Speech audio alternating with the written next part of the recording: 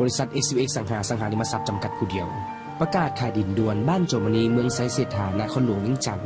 เริ่มจาก3แยกต่อหน้ากรมพระราธิการใหญ่แล้วเลนซื้อเรียบกำแพงไปทางบ้านโจมณีเลนไปประมาณ500 เมตร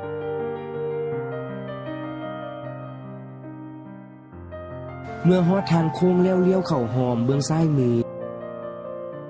แล้วจะเห็นดินที่ต้องการขายอยู่เบื้องซ้ายมือ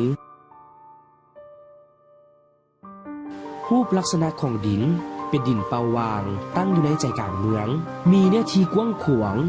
เป็นดินถมแล้วสามารถปลูกสร้างได้เลยมีไฟฟ้าน้ำประปาสะดวกสบายและมีเส้นทางเข้าออกได้หลายเส้นทางเนื้อที่ดินทั้งหมดแมน 7,200 ตารางเมตร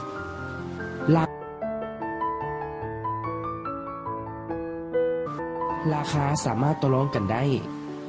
สนใจติดต่อสอบถามได้ที่เบอร์020 5537 6676 020-5862-1222